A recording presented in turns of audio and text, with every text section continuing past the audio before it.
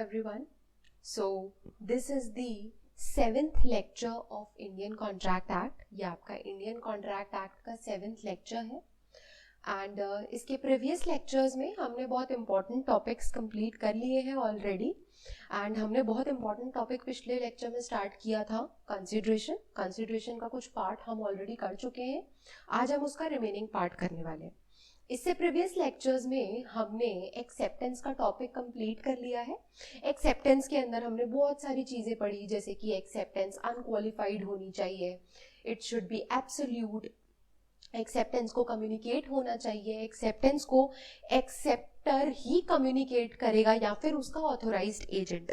इसके पहले हमने प्रपोजल पढ़ा था. प्रपोजल के टॉपिक में भी हमने बहुत सारी इंपॉर्टेंट चीज़ें पढ़ी, जैसे कि प्रपोजल कैसे कम्युनिकेट होता है, काइंड्स ऑफ प्रपोजल जिसमें हमने general proposal, specific, express, implied, counter, cross, standing proposal, सारी चीज़ें पढ़ी. इन्विटेशन टू प्रपोजल पढ़ा, intention to create legal relationship etcetera, बहुत सारी चीज़ें हमने पढ़ी थी.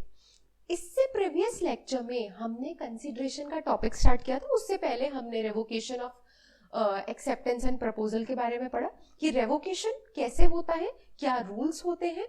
तो इसमें हमने सेक्शन 4, सेक्शन 5, सेक्शन 6 पढ़ा था, कब तक आप रिवोक कर सकते हो. तो ये हमने पढ़ा था रेवोकेशन के अंदर. रेवोकेशन के बाद हमने लास्ट लेक्चर के अंदर ही हमारा एक नया टॉपिक स्टार्ट किया था, जो कि था कंसीडरेशन का टॉपिक.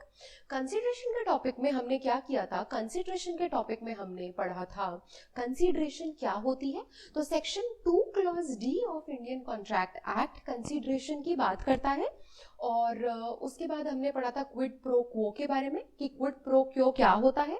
इसके बाद वी सॉ कि कंसीडरेशन में प्रोमिसरी इस्टॉपल कैसे होता है, कंसीडरेशन और प्रोमिसरी इस्टॉपल में क्या डिफरेंस होता है. इसके बाद हमने पढ़ा कि at the desire of the promisor. तो at the desire of the promisor का क्या मतलब होता है, ये हमने देखा. अब आज के लेक्चर में हम कंसीडरेशन का टॉपिक ही आगे कंटिन्यू करने वाले हैं.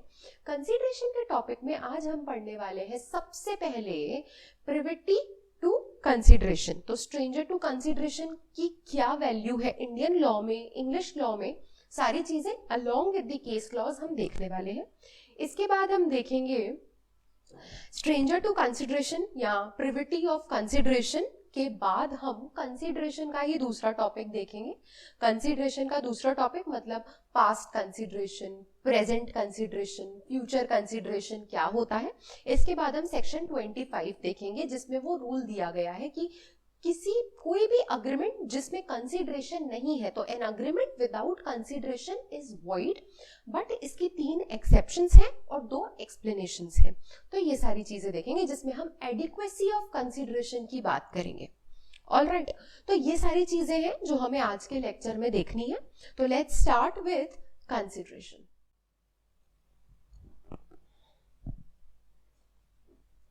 हम करने वाले हैं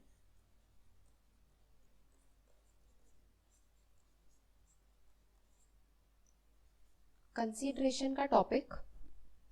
इसके अंदर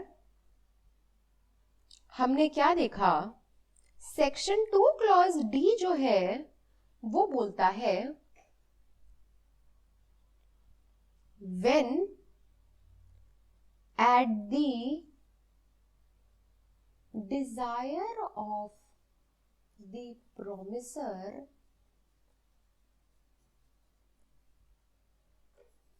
the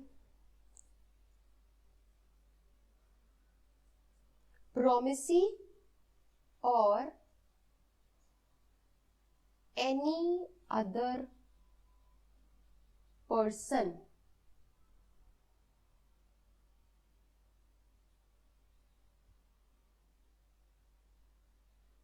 does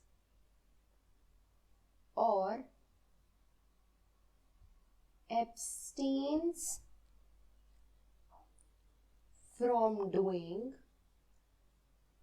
comma, had done or abstained from doing or promises to do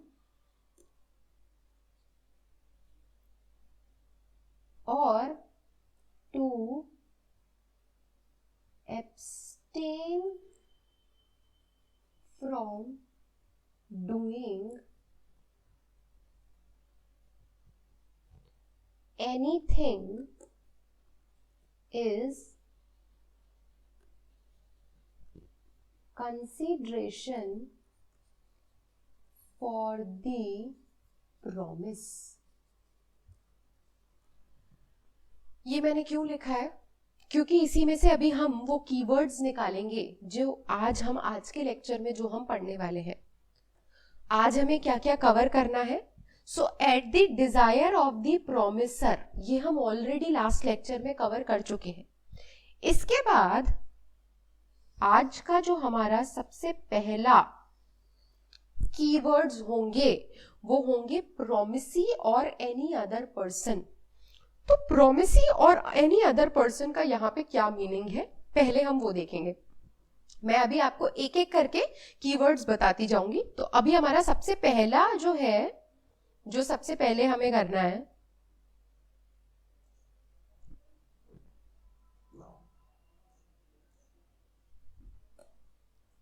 वो है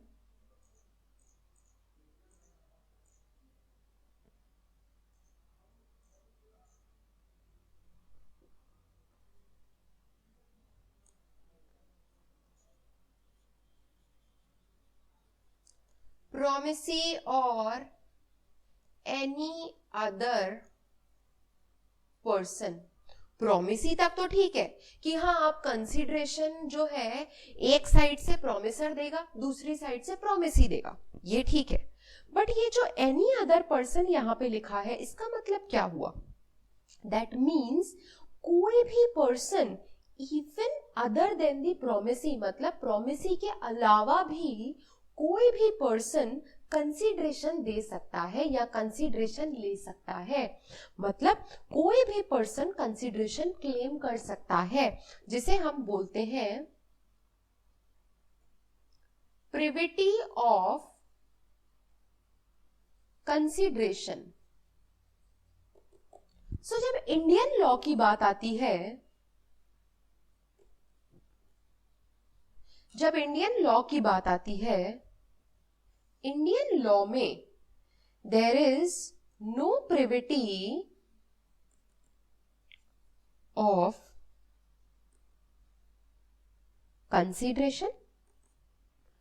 मतलब इवन स्ट्रेंजर टू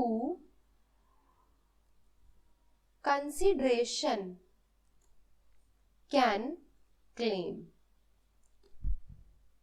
ओके, तो कोई प्रिविटी नहीं है कंसीडरेशन में. कंसीडरेशन में ऐसा नहीं होता है कि सिर्फ प्रोमिसर प्रोमिसी ही कंसीडरेशन ले दे सकते हैं, ऐसा नहीं होता है. इवन एनी अदर पर्सन भी कंसीडरेशन क्लेम कर सकता है. और ये बात हमें कहां से पता लगी? ये बात हमें पता लगी है कंसीडरेशन की डेफिनेशन से ही, क्योंकि वहां पे वर्ड क्या यूज हुआ है? प्रोमिसी और any other person. Privity of consideration का मतलब है कि क्या कंसीडरेशन सिर्फ प्राइवेट हो सकती है, मतलब सिर्फ पार्टीज के बीच में हो सकती है? नो, इवन दो कोई पर्सन जो कि पार्टी टू दी प्रॉमिस नहीं भी है, वो ना ही प्रॉमिसर है ना ही प्रॉमिसी है, स्टिल वो कंसीडरेशन की पार्टी हो सकता है. ठीक है, तो there is no privity of, there is no restriction on consideration. Alright, stranger to consideration, stranger, यहां पे स्ट्रेंजर टू कंसीडरेशन नहीं होगा, यहां पे होगा stranger to contract.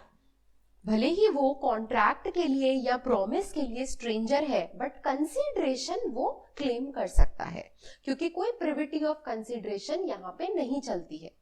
But on the other hand India के अंदर there is privity of contract. मतलब stranger to contract cannot sue. Privity of consideration तो नहीं है, बट प्रिविटी ऑफ कॉन्ट्रैक्ट जरूर है. कंसीडरेशन कोई भी क्लेम कर सकता है, भले वो प्रोमिसर है, भले वो प्रोमिसी है, भले वो कोई और है. बट प्रिविटी ऑफ कॉन्ट्रैक्ट जरूर इंडिया के अंदर फॉलो होता है। दैट मीन्स कि इंडिया में जो पार्टीज टू द कॉन्ट्रैक्ट नहीं है, मतलब प्रपोजर और एक्सेप्टर, मतलब जो पार्टीज है कॉन्ट्रैक्ट की, सिर्फ कॉन्ट्रैक्ट एनफोर्स कराने के लिए सिर्फ वो पार्टीज ही स्यू कर सकती हैं। कोई स्ट्रेंजर कॉन्ट्रैक्ट को एनफोर्स कराने के लिए स्यू नहीं कर सकता है। तो प्रिविटी ऑफ कॉन्ट्रैक्ट है बट प्रिविटी ऑफ कंसिडरेशन नहीं है। Stranger to the contract consideration claim कर सकता है but stranger to the contract contract को एनफोर्स कराने के लिए स्यू नहीं कर सकता है। ये बात है इंडियन लॉ की। यही अगर हम इंग्लिश लॉ पे आए, यही अगर हम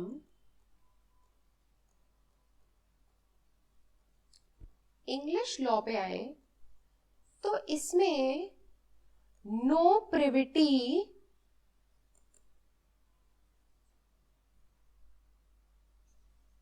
there is privity of consideration, मतलब stranger to the contract cannot claim for consideration, as well as there is privity of contract, मतलब stranger to contract cannot sue। दोनों ही अलाउड नहीं है उसमें स्ट्रिक्टली पार्टीज ही कर सकती हैं, चाहे कंसिडरेशन हो चाहे कॉन्ट्रैक्ट एनफोर्समेंट के लिए सू करना हो, दोनों चीजें सिर्फ पार्टीज ही कर सकती हैं। ठीक है, तो ये इंग्लिश लॉ की बात है। तो ये है एनी अदर पर्सन का सिग्निफिकेंस। मैंने आपको डेफिनेशन लिख के बताई और उस डेफिनेशन के अंदर क्या बात बोली गई है वो भी बताई। तो ये है एनी अदर पर्सन का सिग्निफिकेंस इंडियन लॉ में और इंग्लिश लॉ में। ये बात हो गई। अब इसके बाद हम नोट्स पे चलेंगे। पहले हम नोट्स में देखते हैं क्या बात लिखी गई है, इसके बाद जो केस लॉज है मैं आपको फैक्ट्स के साथ उसको समझाऊंगी। लेट्स सी, नोट्स में चलेंगे। नोट्स में बात हुई है एनी अदर पर्सन की।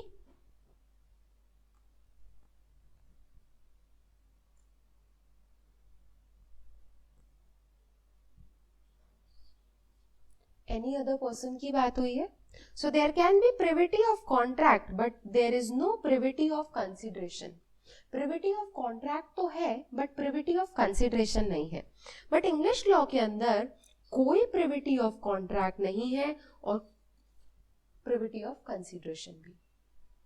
Okay, under Indian contract act consideration किसी से भी आ सकती है, चाहे वो प्रोमिसी है चाहे वो एनी अदर पर्सन है, कंसिडरेशन कोई भी दे सकता है।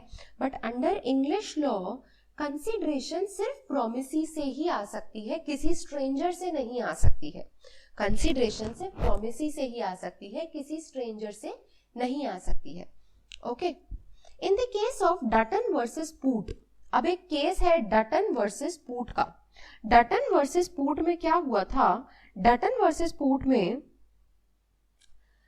फादर ऑफ द ब्राइड, ठीक है, मैं आपको पहले ही समझा देती हूं। हम देख रहे हैं डटन वर्सेस पूट। इसमें एक फादर था जिसकी daughter soon to be bride थी, उसकी शादी होने वाली थी। अब father was very much concerned कि अपनी बेटी की शादी में सारे एक्सपेंसेस कहाँ से दूं। तो फादर का एक एस्टेट था, प्रॉपर्टी, जिसपे टिम्बर था, जिसपे क्या था? टिम्बर था। तो फादर ने ये सोचा कि मैं इस टिम्बर को बेच के अपनी बेटी की शादी करा देता हूँ। बट उस प्रॉपर्टी के अंदर उसके बेटे का भी राइट था और उसके बेटे को जब ये बात पता लगी तो उसके बेटे ने बोला अगर टिम्बर बेच दिया मेरे पापा ने तो इस एस्टेट की वैल्यू कम हो जाएगी, तो मेरे शेयर पे भी इफेक्ट पड़ेगा। तो इस सन ने अपने फादर को बोला कि मैं अपनी सिस्टर की शादी के सारे एक्सपेंसेस दूंगा,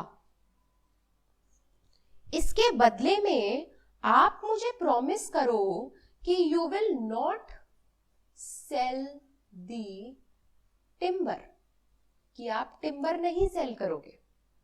ठीक है, तो यहां पे प्रॉमिस किस किस के बीच में था? फादर के बीच में और सन के बीच में, कि फादर टिम्बर नहीं सेल करेगा, इसके बदले में सन जो है वो सारे एक्सपेंसेस देगा। अब फादर की डेथ के बाद ये जो डॉटर है D, she claimed the expenses for her marriage, किससे? एस से, जो कि इसका ब्रदर ही है। एस ने क्या बोला? एस ने बोला कि हाउ कैन यू क्लेम, आप तो हमारे प्रॉमिस का हिस्सा भी नहीं हो, तो आप कैसे क्लेम कर सकते हो? बट यहां पे कोर्ट ने हेल्ड किया था, even though D is a stranger to the contract, but still क्योंकि प्रिविटी ऑफ कंसिडरेशन जैसा कोई टॉपिक नहीं है, तो डी कैन क्लेम। भले ही वो स्ट्रेंजर है, but still consideration any other person से भी हो सकता है। जरूरी नहीं है कि उसे कंसिडरेशन मिल रहा है तो उसी को कंसिडरेशन देना है, उसकी जगह उसके फादर ने दिया था, बट इसके बेनिफिट के लिए था, तो इवन शी कैन क्लेम। ये तो था डटन वर्सेस पूट। एक बार हम रीड कर लेते हैं इसको। डटन वर्सेस पूट में क्या बोला है? The father of the bride was about to sell timber on his estate so as to provide for the marriage portion, but उसे ऐसा करने से रोक लिया गया। उसके बड़े बेटे ने बोला कि मैं पूरा का पूरा अमाउंट पे कर दूंगा। It was held daughter can claim or can maintain the action against the son on his promise to the father, although she was neither the party to the contract nor had the consideration moved from her। ना ही उसने कुछ दिया है, ना ही वो promise की या contract की पार्टी थी, but still any other person लिखा है उसमें, तो वो भी क्लेम कर सकती है। ऑलराइट, इसके जस्ट बाद एक केस, अब ये इंग्लिश केस है, इसी के जस्ट बाद एक केस और हुआ था इसी चीज को लेके, जिसका नाम था ट्वीडल वर्सेस एटकिंसन। जिसका नाम था ट्वीडल वर्सेस एटकिंसन। अब ट्वीडल वर्सेस एटकिंसन में क्या बोला गया था? ट्वीडल वर्सेस एटकिंसन में बोला गया था the decision of Dutton versus Poote, जो इससे पहले वाला जो केस लॉ है डटन वर्सेस पूट वाला, डटन वर्सेस पूट का जो डिसीजन है वो सेट असाइड कर दिया गया था ट्वीडल वर्सेस एटकिंसन में। तो ट्वीडल वर्सेस एटकिंसन में डटन वर्सेस पूट के जजमेंट को सेट असाइड कर दिया गया था। दैट मींस स्ट्रेंजर को अलाउ नहीं किया गया था टू क्लेम द मेंटेनेंस। अब कैसे? Respective fathers of the husband and the wife दोनों ने अग्री किया, मतलब हस्बैंड और वाइफ है, हस्बैंड के फादर ने और वाइफ के फादर ने, मतलब हस्बैंड के अपने खुद के पापा ने और उसके फादर इन लॉ ने, हस्बैंड के फादर इन लॉ ने, दोनों ने प्रॉमिस किया, दोनों ने एक अग्रीमेंट किया, दोनों ने अग्री किया कि ये लोग एक सम ऑफ मनी हस्बैंड को पे करेंगे एंड हस्बैंड के पास पूरी पावर होगी उन्हें स्यू करने की उस मनी, सम ऑफ मनी के लिए। After the death of both of them, दोनों फादर्स, जो हस्बैंड के फादर और वाइफ के फादर, दोनों की डेथ के बाद हस्बैंड ने एग्जीक्यूटर्स ऑफ द अग्रीमेंट को, एग्जीक्यूटर्स जो उनके एग्जीक्यूटर्स थे उनको स्यू किया अग्रीमेंट के बेसिस पे कि उन दोनों ने अग्रीमेंट किया था मुझे एक सम ऑफ मनी देंगे, बट नहीं मिला है मुझे। तो this action was not maintainable because husband was the stranger for the consideration. क्या कहना चाह रहा है ये?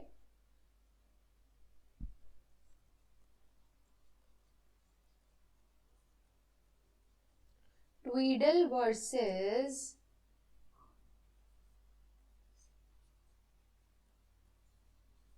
एटकिंसन की बात हो रही है यहाँ पे हस्बैंड और वाइफ है, तो हस्बैंड के फादर F1, वाइफ के फादर F2, इन दोनों के बीच में एक कॉन्ट्रैक्ट हुआ है, एक अग्रीमेंट हुआ है कि ये दोनों हस्बैंड को, H को, एक सम ऑफ मनी दिया करेंगे। ठीक है, जब दोनों की डेथ हो गई तो हस्बैंड ने क्लेम किया कि इन दोनों ने आपस में प्रॉमिस किया था कि ये मुझे पैसे देंगे, तो now I want that, but it was held कि H is a stranger to the contract, hence he cannot claim. ठीक है, तो डटन वर्सेस पूट में जहां पे स्ट्रेंजर को अलाउ किया गया था, ट्वीडल वर्सेस एटकिंसन में इस डटन वर्सेस पूट वाले उस जजमेंट को सेट असाइड कर दिया गया और ये बोला गया कि इंग्लिश लॉ के अंदर स्ट्रेंजर कंसीडरेशन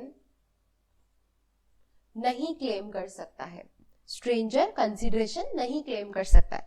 तो ये तो हो गई इंग्लिश लॉ की हिस्ट्री, डटन वर्सेस पूट और उसके बाद ट्वीडल वर्सेस एटकिंसन।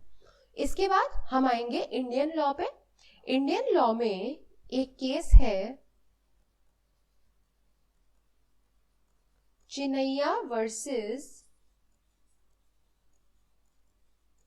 रामैया। सो चिनैया वर्सेस रामैया के अंदर डटन वर्सेस पूट वाले केस लॉ को फॉलो किया गया था और ना ही ट्वीडल वर्सेस एटकिंसन वाले को। तो डटन वर्सेस पूट का क्या मतलब है कि यहाँ पे stranger to contract, Indian law में stranger to the consideration can claim, तो स्ट्रेंजर जो है वो कंसिडरेशन क्लेम कर सकता है क्योंकि डटन वर्सेस पूट को फॉलो किया गया है, ट्वीडल वर्सेस एटकिंसन को नहीं। अब इसमें क्या बोला गया है, इस केस में बोला गया था ए जो है वो मदर है, उन्होंने कोई प्रॉपर्टी गिफ्ट के फॉर्म में अपनी बेटी को दी और इसके बदले में बेटी को बोला कि तुम एन्युटी अमाउंट मेरी बहन को देते रहोगे। ए है, ए ने एक गिफ्ट दी प्रॉपर्टी की, एक प्रॉपर्टी गिफ्ट करी अपनी डॉटर को और इसके बदले में डॉटर से क्या कंसीडरेशन लिया कि तुम एन्युटी अमाउंट जो है वो जो एक्स है जो कि मेरी सिबलिंग है, मतलब ए की सिबलिंग है ये एक्स, उसको देते रहोगे। ठीक है, डॉटर ने देने से मना कर दिया तो यहां पे क्या एक्स डॉटर से क्लेम कर सकती है? Yes, yes, X can claim, क्योंकि इंडियन लॉ के अंदर डटन वर्सेस पूट फॉलो होता है। X being a stranger to the contract, X तो कुछ दे भी नहीं रही है बट स्टिल यहां इंडिया के अंदर, इंडियन लॉ के अंदर stranger to the consideration can claim, stranger to the contract can claim, all right, can claim consideration. Okay, तो ये है चिनैया वर्सेस रामैया का केस, एक बार देख लेते हैं हम। Executed in writing in favor of the sibling agreeing to pay the annuity, daughter declined to fulfill her promise and sibling sued the daughter. The daughter contended that there is no consideration proceeded from the sibling and the sibling being a stranger to the consideration had no right to sue. But it was held that Dutton versus Poot को follow करते हुए consideration has indirectly moved from the sibling of A to the daughter, to the sibling had the, so the sibling had the right to maintain a suit, okay, therefore India के अंदर stranger to consideration can sue for enforcing the contract. okay, so ये है privity के बारे में, ये हमने पढ़ा about any other person, तो ये था हमारा फर्स्ट कीवर्ड। दूसरा जो हम अब नेक्स्ट जो एक टॉपिक पढ़ने वाले हैं, नेक्स्ट जो हमें कीवर्ड, हमें ये सब हमें कहां से पता लग रहे हैं? फीचर्स, ये हमें उसकी डेफिनेशन से ही पता लग रहे हैं। देखो अब मैं आपको डेफिनेशन लिख के उसी में से निकाल के दिखा रही हूँ कि हमने उसी को ही इलेबोरेट करके फीचर्स बना दिए। नेक्स्ट फीचर क्या है कि a consideration can be past, present and future. कहां से पता चला हमें ये, मैं आपको बताती हूँ। मैंने ऊपर इसकी डेफिनेशन लिखी है, अब मैं आपको बताती हूं कि डज, यहां पे लिखा है when eight the desire of the promisor, the promisee और एनी अदर पर्सन डज और एब्सटेन्स फ्रॉम डूइंग। डज का क्या मतलब है, ये कौन सा फॉर्म है? टेंस का, प्रेजेंट टेंस है, डज मतलब अभी करा उसने। तो ये जो है इससे हमें पता लगता है कि कंसिडरेशन प्रेजेंट हो सकती है। हैड डन और एब्सटेन्ड, इससे हमें पता लगता है कि कंसिडरेशन पास्ट भी हो सकती है। और promises to do और to abstain, कुछ करने के लिए प्रॉमिस, कुछ करने के लिए मतलब कब करना है, फ्यूचर, तो कंसीडरेशन फ्यूचर भी हो सकती है। ऑल राइट, तो यहां से हमें पता लगा है कि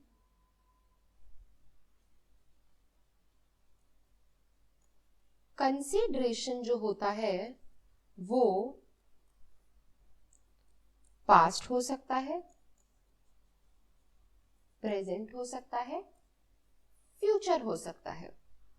प्रेजेंट तो सबसे सिंपल है, प्रेजेंट सबसे सिंपल सा वाला जो होता है, एक बेसिक कंसीडरेशन, ए ने बी को अपनी वॉच बेची, इसके बदले में बी ने ए को 2500 रुपीज दिए, उसी time, at that same time,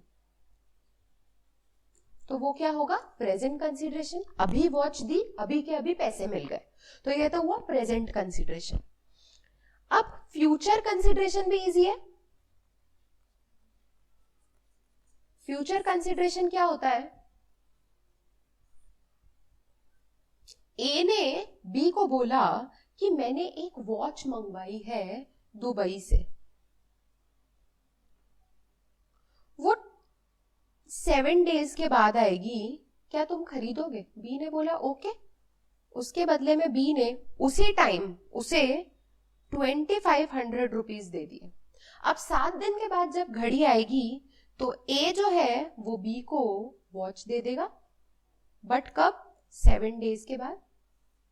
but एक कंसीडरेशन अभी आ चुकी है, एक कंसीडरेशन फ्यूचर में आएगी, इसीलिए फ्यूचर कंसीडरेशन। ठीक है, ये भी इजी है। अब आता है पास्ट कंसीडरेशन। अच्छा, फ्यूचर कंसीडरेशन को एग्जीक्यूटरी कंसीडरेशन भी बोला जाता है, जो एग्जीक्यूट होगा, बाद में होगा। ठीक है, इसके बाद हम देखते हैं पास्ट कंसीडरेशन। पास्ट कंसीडरेशन क्या होता है, सपोज ए ने बी को वॉच दी, इसके बदले में बी इज सपोज्ड टू पे 5000 रुपीज।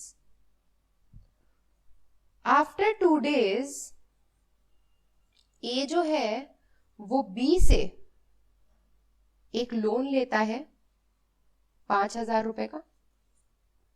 क्या ये 5000 रुपए जो ए बी से लोन के फॉर्म में लेना चाह रहा है, वो इस 5000 से हम एडजस्ट कर सकते हैं?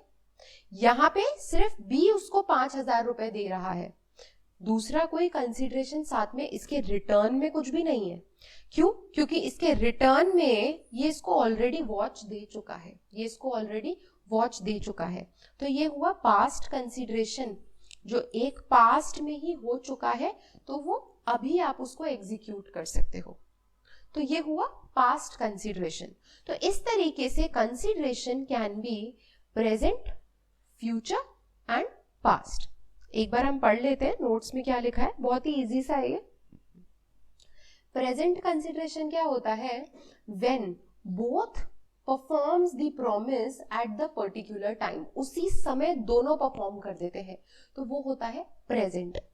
फ्यूचर कंसीडरेशन क्या होता है, when contract is entered into in the present. आज हमारे बीच में कॉन्ट्रैक्ट तो हो गया, लेकिन कंसीडरेशन बाद में देंगे उसका, बट द परफॉर्मेंस, ये परफॉर्मेंस जो है it takes place in the future, perform बाद में करेंगे। इसे एग्जीक्यूटरी कंसीडरेशन भी बोला जाता है। अब एग्जीक्यूटरी है तो एग्जीक्यूटेड भी होता है। एग्जीक्यूटेड मतलब जो ऑलरेडी एग्जीक्यूट किया जा चुका है, ऑलरेडी एग्जीक्यूट हो चुका है, वो होता है एग्जीक्यूटेड कंसीडरेशन। एग्जीक्यूटेड कंसीडरेशन क्या होता है, when an act is performed in return for a promise, the promise is unilateral. There will be a right on one side and a liability which is outstanding on the other side. For example, owner of a lost article, ठीक है, who has offered a reward for finding his lost article. तो जो finder है वो जब article ढूंढ के return करता है तो ही accepts both the offer and punishes and furnishes the consideration for the offerer's promise. Where the consideration is executed, the liability is outstanding on one side only. Where the consideration is executory, the liability is standing on both the sides. तो ये दोनों में एक difference है जो आपको पता होना चाहिए. तो ये एग्जीक्यूटेड कंसिडरेशन. पास्ट कंसिडरेशन क्या होता है? पास्ट कंसिडरेशन होता है अगर कोई एक्ट या फोरबियरेंस, इफ द एक्ट और फोरबियरेंस alleged to contribute the consideration has already been done before. alright, कि एक्ट या फोरबियरेंस जो है, जो भी प्रॉमिस है वन साइडेड, वो पहले ही किया जा चुका है, and independently of the giving of promise it amounts to past consideration. जैसे हमने अभी देखा लोन वाला. Indian law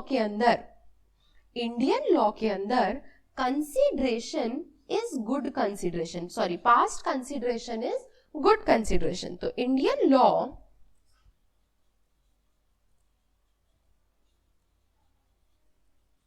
recognizes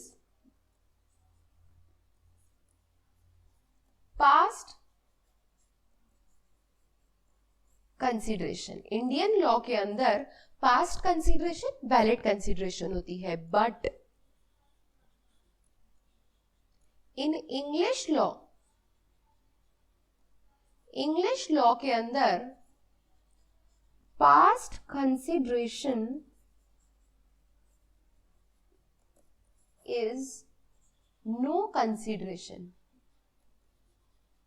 past consideration कोई कंसिडरेशन नहीं होती है इंग्लिश लॉ के अंदर, बट इसके दो एक्सेप्शंस हैं. अगर वो दोनों कंडीशंस फुलफिल हो जाती है तो इवन इंग्लिश लॉ के अंदर भी पास्ट कंसिडरेशन वैलिड हो जाती है. क्या क्या एक्सेप्शंस है हम पढ़ेंगे.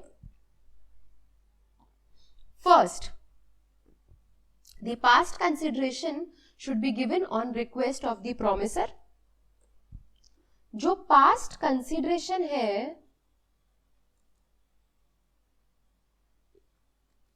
it is given on request of promisor. promisor की request पे past consideration दी गई है promisee के थ्रू.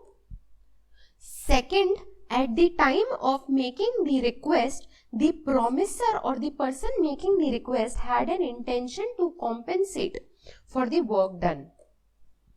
Request करते टाइम जो पर्सन रिक्वेस्ट कर रहा है उसकी इंटेंशन थी to compensate for act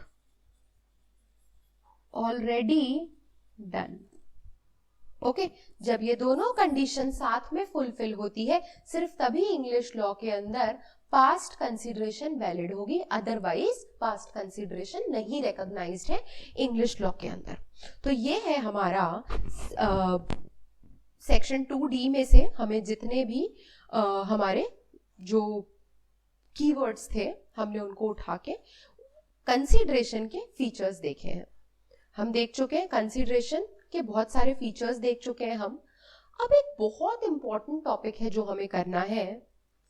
section 25 of Indian contract act.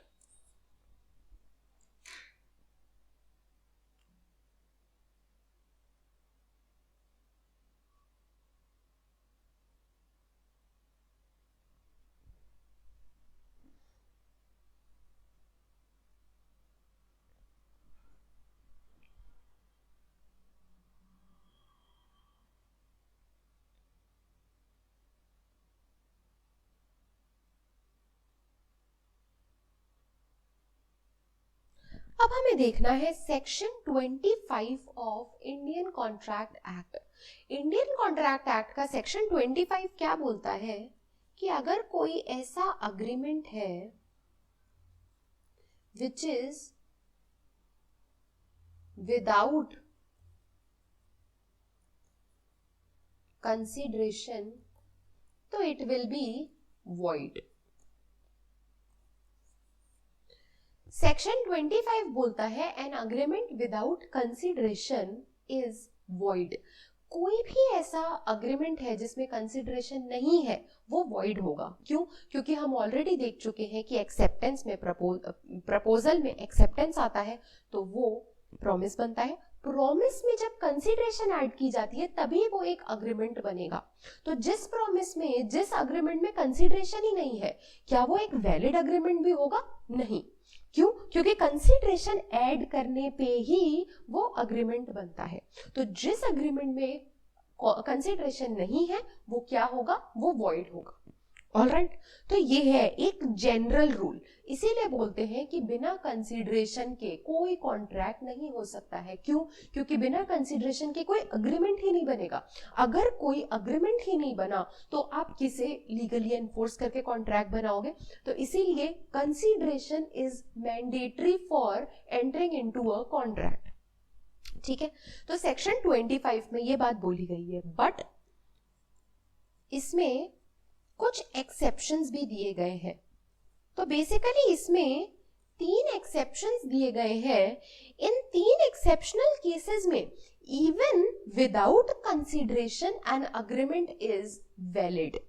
That means कि बिना कंसिडरेशन के भी वो अग्रीमेंट्स वैलिड होते हैं। बट सिर्फ 3 ही ऐसे सिचुएशंस हैं जब ऐसा हो सकता है, और वो तीनों की तीनों सिचुएशंस सेक्शन 25 में दी गई हैं। देखते हैं क्या क्या है। फर्स्ट सिचुएशन जो हमारी है, फर्स्ट सिचुएशन बोलती है कि जब भी कोई अग्रीमेंट है which is written and it is registered,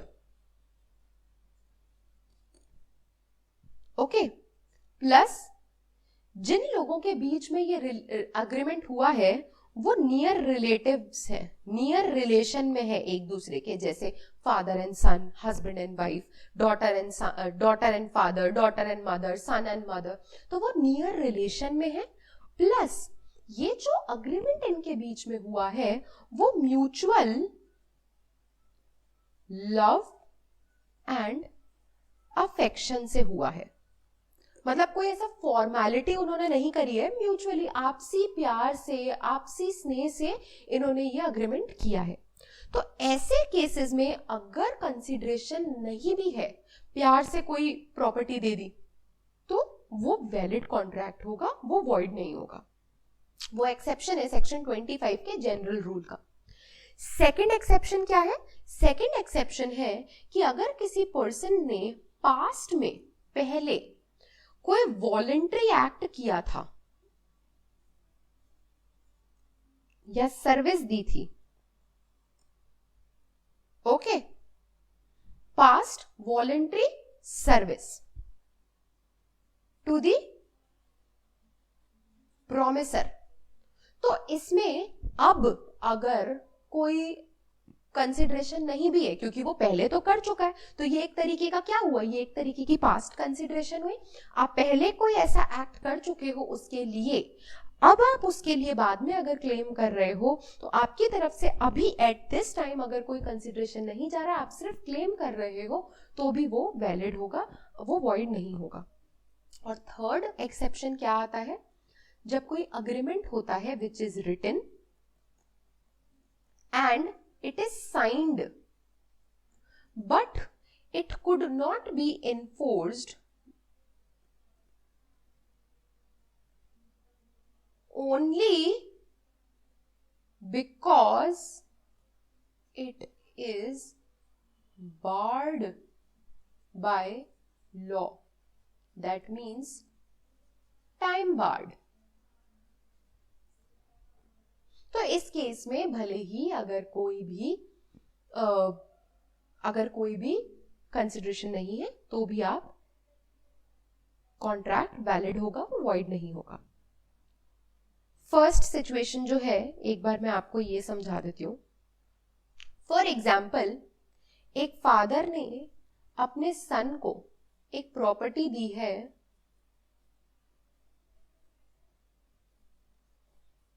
एक डीड बनाई है उसने रिटन, और उसे रजिस्ट्रेशन एक्ट के अकॉर्डिंग रजिस्टर भी करवा दिया है. फादर और सन दोनों बहुत ही ज्यादा क्लोज है एक दूसरे के, बहुत ज्यादा लव है दोनों में एंड अफेक्शन है. तो यहाँ पे सिर्फ फादर की तरफ से सन को जा रहा है, सन की तरफ से क्या आ रहा है in return? Nothing, but still it is valid. It is valid क्योंकि वो एक्सेप्शन में आएगा. ये तो है फर्स्ट. सेकेंड एक्सेप्शन क्या बोलता है? Past voluntary services. Past voluntary services, पहले अगर ए ने बी का वॉलेट गुम गया था, ए ने उसका वॉलेट ढूंढ के उसको उसका वॉलेट रिटर्न किया था. ओके, इसके लिए बी ने रिवॉर्ड रखा था कि जो भी मेरा वॉलेट ढूंढेगा उसको रिवॉर्ड मिलेगा. अब आफ्टर 2 days ए आता है बी के पास कि मुझे रिवॉर्ड दो. ठीक है, तो अब बी इसको रिवॉर्ड देगा. इस टाइम पे, इस दिन ए बी के लिए क्या कर रहा है? कुछ नहीं, बट क्योंकि पास्ट में उसने एक वॉलंटरी एक्ट किया था इसके फेवर में, तो इसीलिए ये वैलिड होगा, इवन दो इस टाइम पे ए की तरफ से बी को कोई कंसीडरेशन नहीं जा रहा है. ये है आपका एक्सेप्शन नंबर 2. एक्सेप्शन नंबर 3 है, फॉर एग्जाम्पल ए ने बी से एक लोन लिया था 10,000 रुपीज का, तो 2010 में लिया था. ऑब्वियसली लिमिटेशन एक्ट के अकॉर्डिंग 2013 में उसका जो राइट है वो एक्सटिंग्विश हो जाएगा. जो लोन की लाइबिलिटी है वो एक्सटिंग्विश हो गई क्योंकि लिमिटेशन पीरियड खत्म हो गया, बट राइट टू रिकवर कभी एक्सटिंग्विश नहीं होता है. All right, limitation act bars the remedy and not the right. तो इसकी रेमेडी भले ही यहां खत्म हो गई है 2013 में, बट इसका राइट तो अभी भी है. पैसे तो इसने अभी भी लेने हैं ना उसको.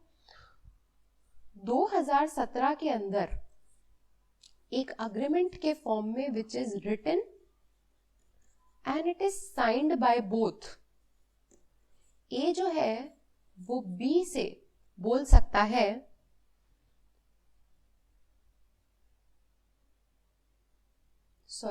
बी जो है वो ए से बोल सकता है कि मेरा 10,000 रुपए का लोन मुझे वापस चाहिए. ऑल राइट, तो भले ही यहाँ पे ए बी को 10,000 रुपए देगा, बी इस तरफ से कुछ भी नहीं दे रहा है, but still it will be valid क्योंकि ये एक्सेप्शन नंबर 3 के अंदर आता है. एक्सेप्शन नंबर 3 के अंदर आता है. तो ये सारे एक्सेप्शंस हैं सेक्शन 25 के. मैंने आपको एग्जाम्पल के साथ समझा दिया. एक बार नोट्स में चल के रीड करते हैं कि नोट्स में क्या लिखा है, और सेक्शन 25 को भी रीड करते हैं.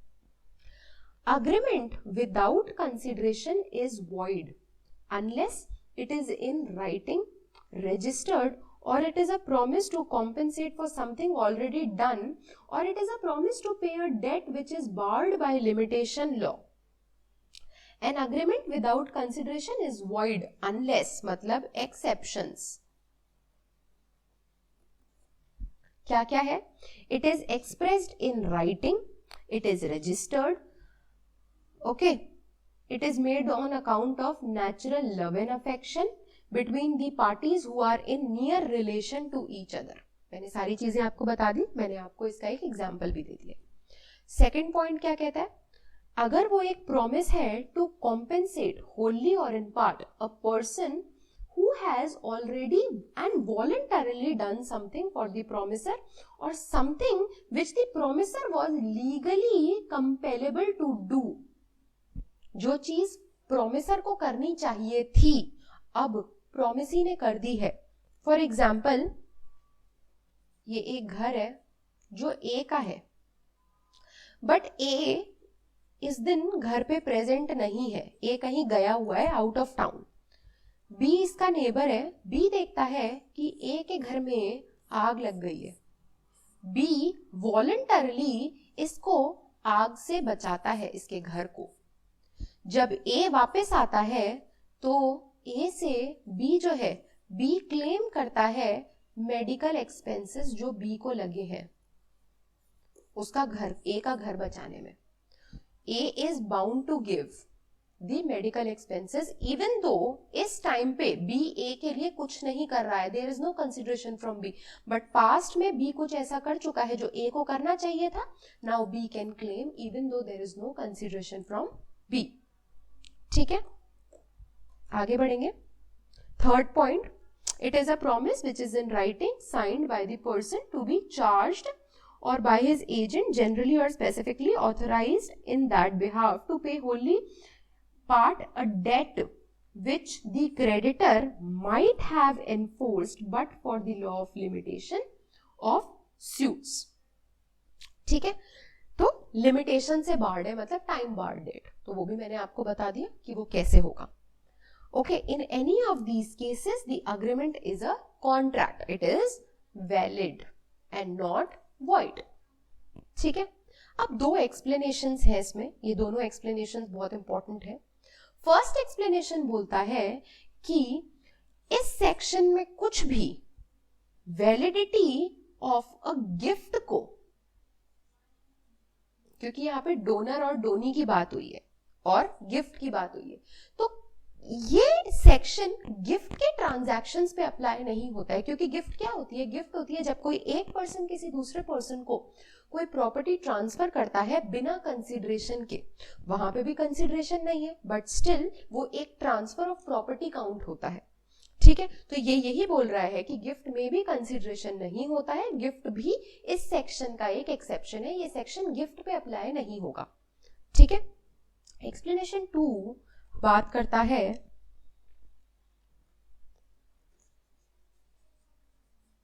एडिक्वेसी ऑफ कंसिडरेशन की। अब कंसिडरेशन एडिक्वेट, एडिक्वेट का मतलब होता है सफिशिएंट। ओके, वो होनी चाहिए? नो, ऐसा कुछ जरूरी नहीं है कि कम कंसिडरेशन है तो वो वैलिड नहीं होगी।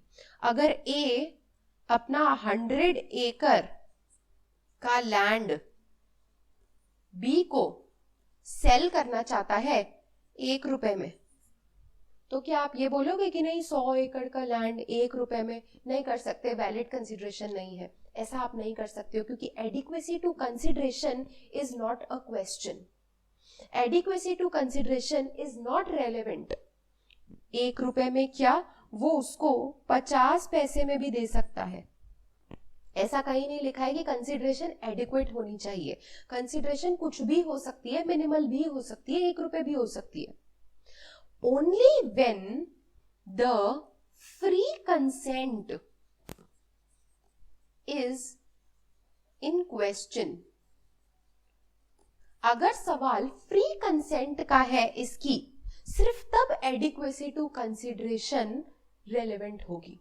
अब यहां पे अगर भी ये बोल दे कि 1 रुपए में मैंने इसका अगर ए ये बोल दे कि 1 रुपए में मैंने इसको लैंड तो बेचा, लेकिन मेरी जो कंसेंट थी इस कॉन्ट्रैक्ट के लिए it was taken by suppose coercion, मुझे गन पॉइंट पे रख के बोला गया, मेरी कंसेंट फ्री नहीं थी, कोअर्जन से या फोर्स से या फ्रॉड से या मिस्टेक से मैंने ये कंसेंट दी थी, ये कोई फ्री कंसेंट नहीं थी, तो उस केस में एडिक्वेसी जो है वो रेलेवेंट होगी। Otherwise adequacy of a consideration is not a matter of concern, it is not relevant, it need not be adequate. Okay,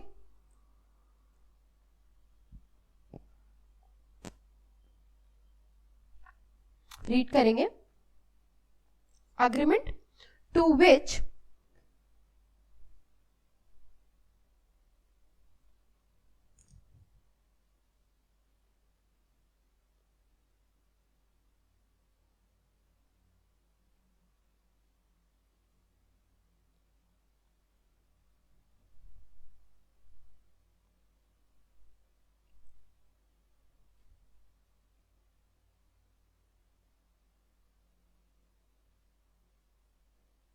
explanation 2 read करेंगे.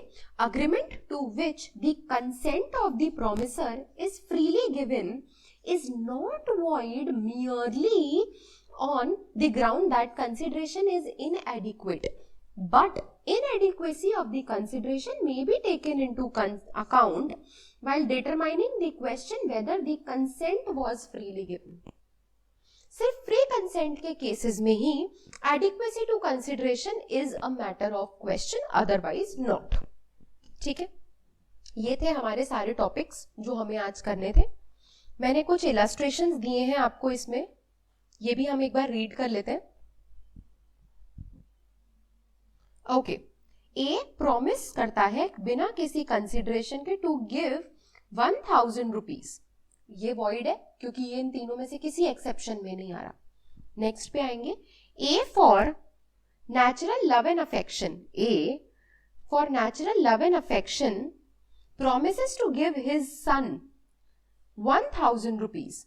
A puts the promise into writing और उसको register भी करवाता है. Exception number 1 ये valid होगा.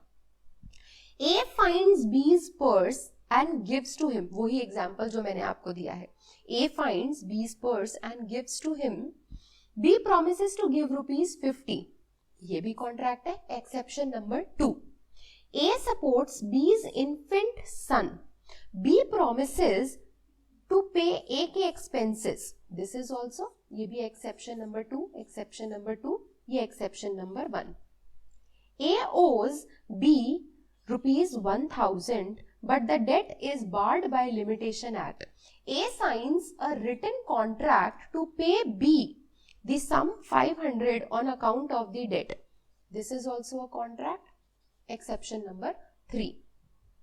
A agrees to sell a horse for ₹1000. जो 10,000 रुपए के घोड़े को वो 10 रुपए में बेचने को रेडी हो जाता है. ए की कंसेंट जो थी वो फ्री थी, तो inadequacy is not an issue इसमें. बट इसमें ए अपना घोड़ा जो 1000 रुपए का था वो 10,000 रुपए में बेचता है. ए ये चीज बोलता है कि उसकी कंसेंट फ्री नहीं थी. It was not freely given. The inadequacy of consideration in this should be taken into account. ये कंसिडर करने में कि ए की कंसेंट फ्रीली नहीं गिवन थी. ओके, तो ये थी सारे आज के टॉपिक्स जो हमें करने थे. इसी के साथ हमारा कंसिडरेशन का टॉपिक यहीं खत्म होता है. इसमें हमने डेफिनेशन देखी कंसिडरेशन की.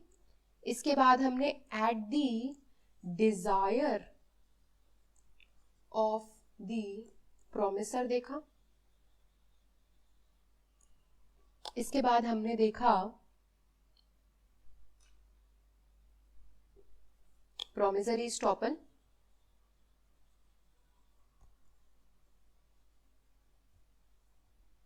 इसके बाद हमने देखा पास्ट, प्रेजेंट, फ्यूचर कंसिडरेशन. फिर privity of consideration and section number 25 जिसमें उसका रूल एंड उसके एक्सेप्शंस. तो ये सारी चीजें आपके कंसीडरेशन टॉपिक की है और ये आपके एग्जाम के लिए बहुत ज्यादा इंपॉर्टेंट है. आपको इसे रिवाइज करना है क्योंकि अब हम आगे बढ़ने वाले हैं. नेक्स्ट टॉपिक, नेक्स्ट लेक्चर में हम एक नया टॉपिक स्टार्ट करेंगे जो कि बहुत इंपॉर्टेंट है. उस टॉपिक का नाम है essentials of a valid contract. ये हम स्टार्ट करने वाले हैं. तो इससे पहले आप अपने कंसीडरेशन के टॉपिक को पूरा रिवाइज करेंगे बेयर एक्ट के फॉर्म में. क्लास नोट्स पढ़ने हैं आपको, जो मैंने आपको नोट्स दिए हैं क्लास में. इसके साथ साथ आपको एमसीक्यूज सॉल्व करने हैं. All right, so that is all about today's lecture. We'll meet in the next lecture. Till then, have a nice day. Take care. Thank you so much.